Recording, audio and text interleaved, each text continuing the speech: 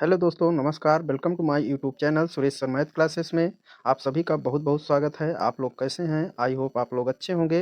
तो आज हम आप सभी के लिए बहुत ही अच्छे क्वेश्चन लेकर के आ गए हैं और हर एक परीक्षा की दृष्टि से ये क्वेश्चन बहुत ही इम्पॉर्टेंट होने वाले हैं और हम 50 क्वेश्चन इस सेशन में देखेंगे और बहुत ही इम्पॉर्टेंट हैं और यहाँ से आप सभी को एक क्वेश्चन परीक्षा में मिल सकता है। इसको अगर आप बिना स्किप किए देखेंगे तो समझ लीजिए आपको 1 से 2 नंबर यहाँ से एकदम तैयार हो जाएगा। तो डेली करंट अफेयर की क्लास है, सभी के लिए इम्पॉर्टेंट है। बीच बीच में जीके जीएस भी इसमें इंक्लूड है और 1 नंबर यहाँ से आप लोग पक्का कर सकते हैं। तो चलिए हम देखते हैं आगे क्या है और क्वेश्चन कौन से हैं। और देखिए यहाँ पे मोटिवेशन लाइनें कौन कौन सी हैं आप लोग देख सकते हैं अच्छे से।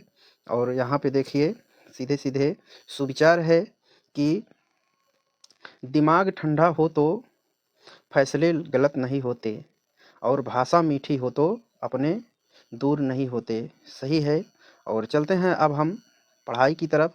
तो देखिए यहाँ पे सीधे सीधे कहा गया है कि हम देखेंगे और अच्छे से देखेंगे इस सेशन को और सभी लोग इसको ध्यान से देखिएगा, बिना स्किप किए देखिएगा। इसके पहले हम 150 क्वेश्चन करवा चुके हैं और अब अगला सेशन रहेगा 151 से 200 तक हम कराएंगे आज इस सेशन में। चलिए हम स्टार्ट करते हैं। देखिए 151 नंबर क्वेश्चन है कि सेना दिवस कब मनाया जाता है। वन लाइनर क्वेश्चन है, सभी लोग इसको ध्यान 2 से 3 बार अगर आप इस वीडियो को धीरे धीरे करके देख लेंगे तो आपका काम बन जाएगा। तो सेना दिवस कब मनाया जाता है तो सभी को पता होना चाहिए कि 15 जनवरी को सेना दिवस मनाया जाता है। इसके बाद दूसरा क्वेश्चन है लोकसभा में शून्यकाल की अधिकतम अवधि कितनी होती है। ये पेट में पूछा गया था क्वेश्चन। यूपी पेट जो उत्तर प्रदेश का प्रारंभिक परीक्षा होता है उसमें पूछा गया था लोकसभा में शून्यकाल की अवधि कितनी होती है। तो देखिए शून्यकाल जो होता है कितनी देर का होता है तो यहाँ पे आंसर होगा 1 घंटे का। 1 घंटे का क्या होता है 1 आवर का यहाँ पे शून्यकाल माना जाता है। इसके बाद 153 क्वेश्चन नंबर क्वेश्चन है यूनेस्को का मुख्यालय कहाँ है। तो सभी लोग देखिए यहाँ पे यूनेस्को का मुख्यालय कहाँ पे है। तो यूनेस्को का मुख्यालय कहाँ पे है, पेरिस में इसका मुख्यालय है। आप सभी को कमेंट में बताना है कि यूनेस्को का फुल फॉर्म क्या होता है, इसका फुल फॉर्म आप सभी को बताना है। नेक्स्ट क्वेश्चन है भारत का मसाला राज्य के नाम से किसे जाना जाता है। तो देखिए मसाला के लिए कौन जाना जाता है तो मसाला के लिए केरल राज्य जाना जाता है। और आप सभी को कमेंट में बताना है कि साक्षरता दर सबसे अधिक किस राज्य की है भारत में। ठीक, तो देखिए नेक्स्ट क्वेश्चन है यहाँ पे। देखिए जो क्वेश्चन तो हैं उसके अलावा हम और भी जानकारी दे रहे हैं और जो क्वेश्चन आप सभी से हम पूछ रहे हैं कमेंट को उसमें कमेंट जरूर करके बताइएगा आप लोग। और भारतीय शिक्षा का मैग्ना कार्टा किसे माना जाता है। तो भारत में जो शिक्षा है उसका मैग्ना कार्टा किसको माना जाता है तो वुड डिस्पैच को माना जाता है। फिर इसके बाद नेक्स्ट क्वेश्चन है भारत का नेपोलियन किसे कहा जाता है। तो भारत का नेपोलियन किसे कहा जाता है राजा समुद्रगुप्त को। तो राजा समुद्रगुप्त को जो है भारत का नेपोलियन कहा जाता है। ये क्वेश्चन बार बार पूछा जाता है, राजस्थान की परीक्षा में भी पूछा जा चुका है और बीपीएससी की परीक्षा में भी पूछा जा चुका है। इसके बाद अब देखिए यहाँ पे राजा समुद्रगुप्त के बारे में नेक्स्ट क्वेश्चन क्या बन सकता है कि राजा समुद्रगुप्त किस वंश के थे। तो राजा समुद्रगुप्त जो थे गुप्त वंश से। देखिए समुद्रगुप्त गुप्त यहाँ पे लिखा है ना, तो इसी के हिसाब से हम समझ सकते हैं कि गुप्त वंश के राजा समुद्रगुप्त थे। अब देखिए नेक्स्ट क्वेश्चन है 158 नंबर क्वेश्चन है। तो 158 नंबर क्वेश्चन में देखिए दास कैपिटल्स के रचयिता कौन सा है। ये पुस्तक है, ठीक है।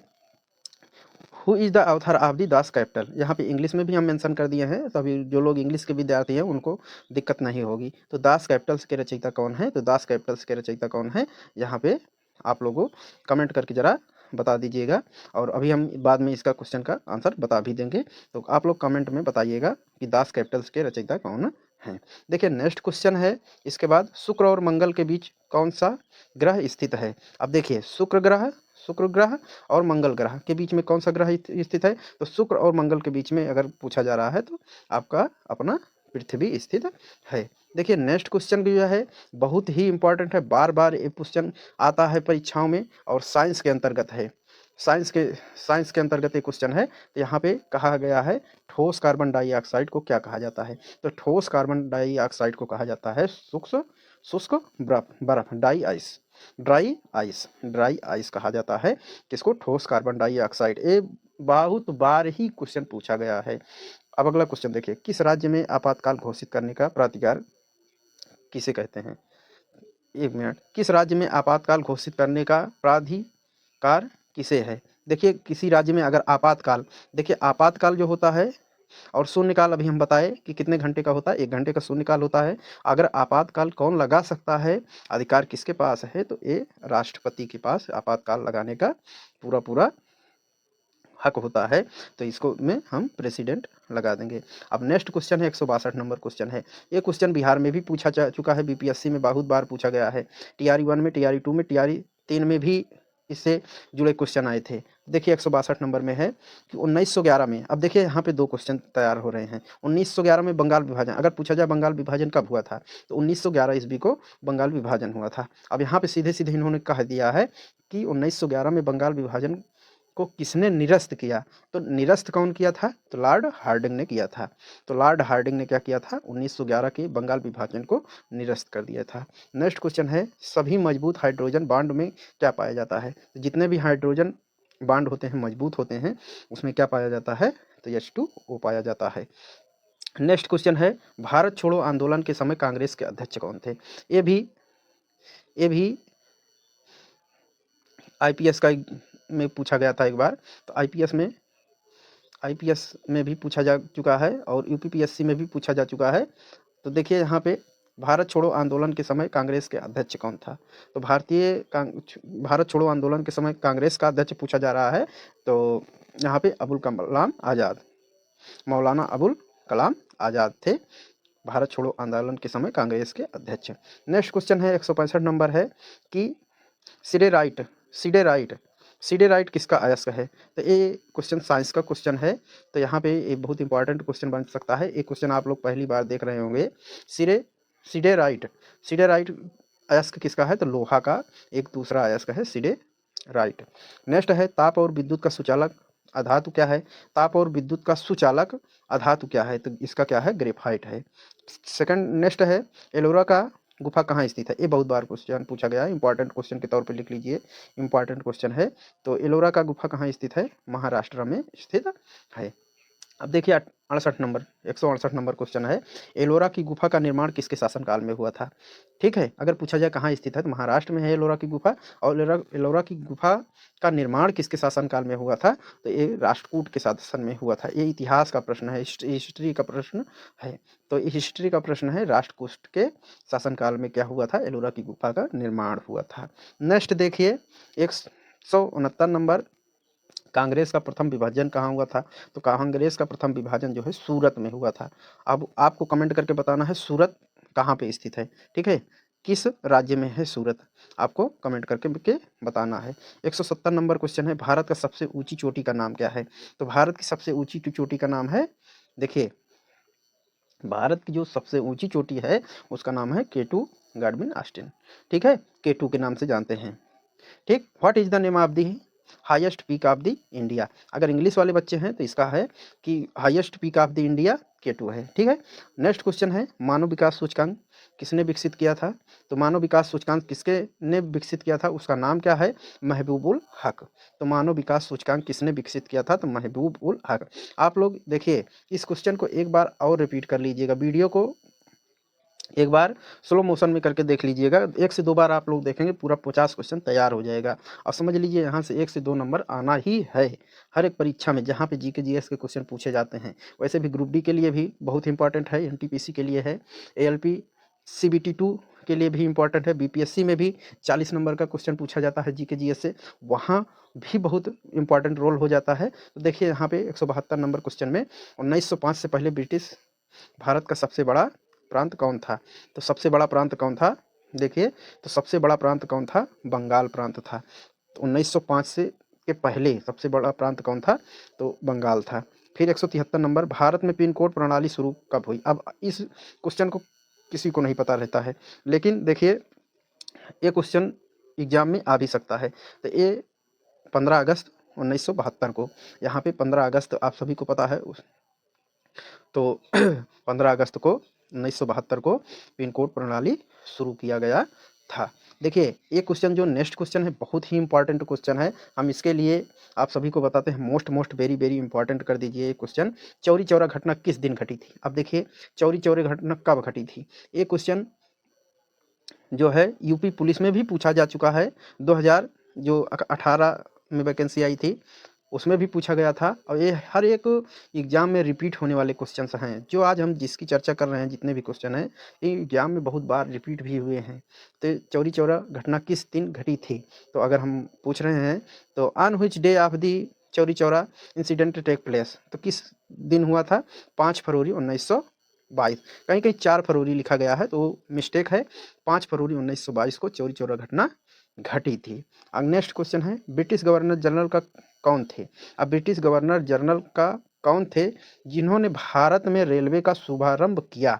तो देखिए कौन रेलवे का भारत में जो रेलवे चल रही है इसका कौन शुभारंभ किया था? लॉर्ड डलहौजी के कार्यकाल से ये शुरू किया गया था।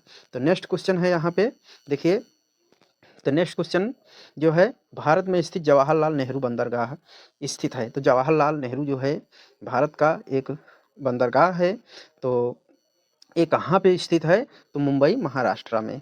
इसका आंसर हो जाएगा मुंबई के महाराष्ट्र में स्थित जवाहरलाल नेहरू बंदरगाह है। अब देखिए नेक्स्ट क्वेश्चन है, भारत का सबसे गहरा बंदरगाह कौन सा है? तो सबसे गहरा अगर बंदरगाह पूछा जा रहा है तो विशाखापत्तनम बंदरगाह है। तो जो विशाखापत्तनम बंदरगाह है वो सबसे गहरा बंदरगाह है। देखिए वीडियो लंबी हो सकती है लेकिन आपके लिए बहुत ही इंपॉर्टेंट है। जो भी क्वेश्चन है उससे एक्स्ट्रा भी हम क्वेश्चन की चर्चा कर रहे हैं। तो आप लोग को अगर ये पसंद भी आ रहा है तो एक प्यारा सा लाइक ज़रूर करिएगा। और देखिए नेक्स्ट क्वेश्चन है, नेक्स्ट क्वेश्चन के तौर से देखिए 178 नंबर क्वेश्चन है, कौन सा राष्ट्रीय उद्यान बंगाल टाइगर के लिए प्रसिद्ध है? तो बंगाल टाइगर के लिए which national park of famous of the Bengal tiger, कौन सा है बंगाल टाइगर के लिए? तो बंगाल टाइगर के लिए कौन सा है उद्यान? तो बांधवगढ़ राष्ट्रीय उद्यान। ठीक है। और नेक्स्ट क्वेश्चन है, भारत का सबसे ऊंचा प्राकृतिक झील। तो प्राकृतिक झील अगर पूछा जा रहा है, एक कृत्रिम होता है एक प्राकृतिक होता है, तो यहाँ पे भारत का सबसे ऊंचा प्राकृतिक झील पूछा जा रहा है, which is the highest natural lake of like in India. तो कौन सा भारत का सबसे ऊंचा प्राकृतिक झील है? तो चंद्रताल झील। आपका आंसर क्या हो जाएगा? चंद्रताल झील। नेक्स्ट है 180 नंबर, बिहू किस राज्य का प्रसिद्ध त्यौहार है? तो बिहू की बात है, ये सुपर टेट में क्वेश्चन आया था, आप सभी को बता दे रहे हैं। उत्तर प्रदेश में सुपर टेट 2018 में वैकेंसी आई थी, वो यूपी शिक्षक की जो 69,000 थी उसमें बिहू भी पूछा गया था। तो बिहू किस राज्य का प्रसिद्ध त्यौहार है? तो असम का जो है बिहू है। ठीक है। संविधान सभा का अस्थायी अध्यक्ष कौन होता है? अस्थायी अध्यक्ष कौन था यहाँ पे पूछा गया है, तो यहाँ पे डॉक्टर राजेंद्र प्रसाद जी को हम टिक करेंगे। नेक्स्ट क्वेश्चन है, संविधान सभा का प्रारूप समिति के अध्यक्ष। देखिए संविधान सभा में एक अस्थायी अध्यक्ष डॉक्टर राजेंद्र प्रसाद थे। अगर प्रारूप समिति के अध्यक्ष पूछा जा रहा है तो यहाँ पे भी भीमराव अंबेडकर जी होंगे। अब प्रारूप, अब इसमें 4 ऑप्शन होंगे, राजेंद्र प्रसाद भी होंगे, कोई राजेंद्र प्रसाद को, लेकिन यहाँ पे प्रारूप शब्द आप लोग ध्यान से देखिएगा। तो प्रारूप समिति के अध्यक्ष कौन थे? डॉक्टर भीमराव अंबेडकर जी थे। इनको हम संविधान निर्माता भी कहते हैं। कहीं कहीं संविधान निर्मात्री के नाम से पूछा जा सकता है, तो संविधान निर्माता किसको बोलते हैं? Doctor Bhimrao Ambedkar. 183 number question है, ओणम किस राज्य का प्रसिद्ध त्यौहार है? तो ओणम जो है केरल है। अभी हम कमेंट में सभी से पूछे थे कि सबसे साक्षर राज्य कौन सा है, तो केरल है। इसका आंसर हो जाएगा केरल है। देखिए नेक्स्ट क्वेश्चन है, भारत में बैट का फुल फॉर्म क्या होता है? Value added tax. अब देखिए जो लोग इसका फुल फॉर्म नहीं पता है जिसको, वो लोग देख लेंगे। तो जो है भारत में बैट जो है BAT बैट, इसका फुल फॉर्म क्या होता है? इसका फुल फॉर्म होता है कि वैल्यू एडेड टैक्स होता है। ठीक। अब देखिए तो ये कब लागू किया गया था? तो लागू किया गया था 1 अप्रैल 2005 को लागू किया गया था। भारत में बजट प्रणाली का जन्मदाता किसे माना जाता है? तो बजट प्रणाली जो है इसका जन्मदाता किसे माना जाता है? तो अगर कहा जाए तो जेम्स विल्सन को बजट का जन्मदाता माना जाता है। फिर 186 नंबर है, संयुक्त राष्ट्र संघ की स्थापना कब हुई? तो संयुक्त राष्ट्र की स्थापना जो है 24 अक्टूबर 1945 को हुई थी। 187 नंबर क्वेश्चन है, रामकृष्ण मिशन की स्थापना किसने किया था? तो रामकृष्ण मिशन की स्थापना जो है स्वामी विवेकानंद जी के द्वारा किया गया था। नेक्स्ट क्वेश्चन है, माउंट एवरेस्ट पर 2 बार, यहाँ पे देखिए 2 बार कहा जा रहा है, तो 2 बार चढ़ने वाली महिला कौन थी? ठीक है, उनका नाम है संतोष यादव। इन देखिए महिला का नाम है संतोष यादव। ठीक, इसके बाद 189 नंबर, 1857 के विद्रोह में किसने अपना बलिदान सबसे पहले दिया? तो मंगल पांडे जी ने सबसे पहले अपना बलिदान दिया था। देखिए नेक्स्ट क्वेश्चन जो है बहुत ही इंपॉर्टेंट है, भारत की पहली महिला राज्यपाल, यहाँ में महिला शब्द पूछा जा रहा है, तो महिला राज्यपाल कौन थी? तो इनका नाम है सरोजिनी नायडू। इनका नाम क्या हो जाएगा? सरोजिनी नायडू। नेक्स्ट क्वेश्चन है, 1939 में कांग्रेस छोड़ने के बाद सुभाष चंद्र बोस किस दल की स्थापना की? तो फॉरवर्ड ब्लॉक की, ये सबको पता है, हर एक परीक्षा में पूछा जाता है, इसको इंपॉर्टेंट लिख लीजिए। तो ये फॉरवर्ड ब्लॉक की स्थापना किए थे। अब देखिए 92 नंबर क्वेश्चन जो है ये भी बहुत इंपॉर्टेंट है। देखिए मेरे हिसाब से सभी क्वेश्चन बहुत ही इंपॉर्टेंट हैं, आप लोग इसको ज़रूर से ज़रूर 1 से 2 बार वीडियो को देखिएगा स्पीड तेज़ी करके, और आप सभी को ज़रूर से ज़रूर हेल्प मिलेगा। प्रसिद्ध झंडा गीत, अब झंडा गीत जो है, फ्लैग जो है, झंडा ऊंचा रहे हमारा, तो ये किसने की थी रचना? इसकी रचना जो झंडा गीत है, विजयी विश्व तिरंगा झंडा ऊंचा रहे हमारा, तो ये कौन किया था? तो श्यामलाल गुप्त प्रसाद ने किया था। विश्व में माउंट एवरेस्ट पर चढ़ने वाली प्रथम महिला, अब यहाँ पे देखिए प्रथम महिला का नाम पूछा गया है और विश्व से संबंधित क्वेश्चन है, तो जापान की जुंको तबाई। ठीक, नेक्स्ट क्वेश्चन है 194 नंबर क्वेश्चन जो है, यहाँ पे संयुक्त राष्ट्र महासभा में हिंदी में भाषण देने वाले भारतीय कौन थे? तो संयुक्त राष्ट्र महासभा में हिंदी में भाषण, अब यहाँ पे मेन पॉइंट होगा हिंदी में भाषण देना। भाषण तो सभी लोग देते हैं, अन्य भाषाओं में भी होता है, लेकिन हिंदी शब्द है, तो यहाँ पे हिंदी में भाषण देने वाले भारतीय कौन थे? तो अटल बिहारी वाजपेयी। अटल बिहारी वाजपेयी बीजेपी के जो हैं, बीजेपी के नेता हैं, तो अटल बिहारी वाजपेयी। और देखिए 195 नंबर है, संविधान के किस अनुच्छेद द्वारा हिंदी को राष्ट्रभाषा घोषित किया गया? तो किस अनुच्छेद, देखिए अनुच्छेद के क्वेश्चन अभी हम एक दिन पहले वीडियो डाले थे, तो वहाँ पे आप लोग उसको देख लीजिएगा। आपका संविधान सभा से संबंधित सारे जितने भी अनुच्छेद हैं और सभा जितने भी भाग हैं, हम सारी चर्चा किए हैं। तो देखिए यहाँ पे पूछा गया संविधान के किस अनुच्छेद द्वारा हिंदी भाषा राष्ट्रभाषा घोषित किया गया? तो 19 अनुच्छेद 343 में हिंदी को राष्ट्रभाषा घोषित किया गया है। अब देखिए नेक्स्ट क्वेश्चन जो है, ये बहुत ही इंपॉर्टेंट क्वेश्चन है और ये बहुत ही आसान भी है। हिंदी दिवस कब मनाया जाता है? 14 सितंबर को मनाया जाता है। 19 अगला क्वेश्चन है, अंतर्राष्ट्रीय न्यायालय कहाँ स्थित है? तो अंतर्राष्ट्रीय न्यायालय कहाँ पे स्थित है? द हेग, हॉलैंड में। ठीक, और यहाँ पे हम 198 नंबर क्वेश्चन की बात करते हैं, तो 198 नंबर में है, भारत की प्रथम महिला मुख्यमंत्री कौन थी? तो मुख्यमंत्री का नाम देखिए, प्रथम महिला का हम वीडियो डाल दिए हैं, उसको भी जा करके पीछे देखिए, प्लेलिस्ट सभी का बना हुआ है, वहाँ पे आप लोग जा करके पहले देख लीजिएगा। तो यहाँ पे जिक्र आया है भारत की प्रथम महिला मुख्यमंत्री कौन है? श्रीमती सुचेता कृपलानी। ठीक, अब यहाँ पे हम देखेंगे कि 199 क्वेश्चन कौन है? तो प्रथम भारतीय अंतरिक्ष यात्री कौन थे? तो प्रथम भारतीय अंतरिक्ष यात्री कौन थे? तो who was the first Indian astronaut? तो कौन थे? तो स्क्वाड्रन लीडर राकेश शर्मा 1984 में। ठीक, इसको पूरा याद रखना है, राकेश शर्मा प्रथम भारतीय अंतरिक्ष यात्री भी रह चुके हैं, तो यही थे 1984। ठीक, और लास्ट क्वेश्चन है, भारत में रेल का प्रारंभ किस सन में हुआ था? तो रेल 1853 में चलाई गई थी। ठीक, तो अगर आप सभी को ये वीडियो अच्छी लगी है, एक प्यारा सा लाइक करिएगा, और न्यू हो तो चैनल को सब्सक्राइब करके बेल आइकन प्रेस कर लीजिएगा, और अपने दोस्तों के पास ज़रूर से ज़रूर शेयर करिएगा, क्योंकि जो परीक्षा आ रही है और ये आपको वीडियो फ्री ऑफ कास्ट मिल रही है, तो आप लोग इसका फ़ायदा ज़रूर उठाइएगा। तो चलिए हम किसी न्यू वीडियो में मिलते हैं, तब तक के लिए जय हिंद, जय भारत।